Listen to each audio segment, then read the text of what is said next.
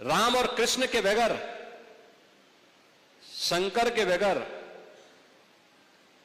भारत का पत्ता भी नहीं हिल सकता है। हमने इसे अपने जीवन पद्धति का हिस्सा माना है और इसीलिए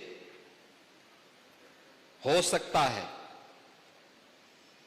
कि डॉक्टर लोहिया की वर्तमान के चेले न मानते हो, लेकिन डॉक्टर लोहिया ने एक बात कही थी। एक बार उनसे पूछा गया था, भारत जब आजाद हुआ, आजाद भारत के अंदर डॉक्टर लोहिया प्रखर समाजवादी थे।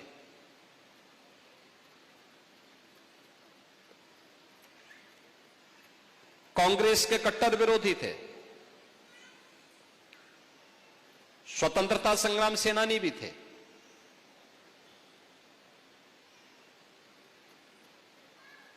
आजादी के बाद दुनिया के अंदर आशंका उठाई जा रही थी कि भारत बहुत दिनों तक एक नहीं रह पाएगा, भारत फिर से विभाजित हो जाएगा।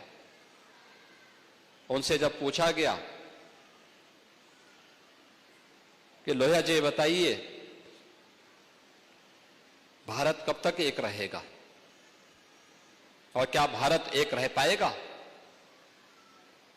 उन्होंने कहा, यह प्रश्न भारत पे नहीं उठने चाहिए। लोगों ने कहा, दुनिया ये बोल रही है। उन्होंने कहा, दुनिया अभी भारत को समझ नहीं पाई है। जब तक भारत के अंदर राम, कृष्ण और भगवान शंकर की पूजा होती है, वो रहेगी, तब तक भारत का कोई बाल बांका नहीं कर पाएगा।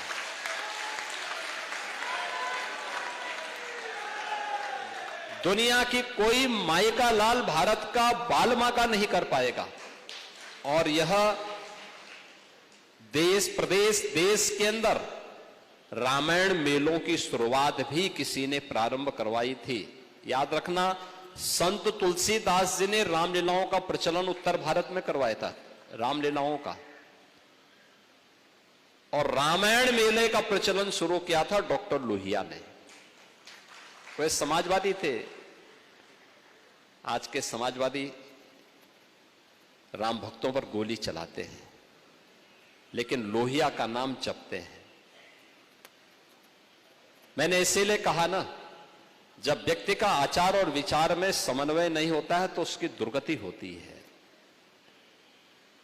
और जो राम का विरोधी है उसकी तो दुर्गति हमेशा होनी ही होनी है।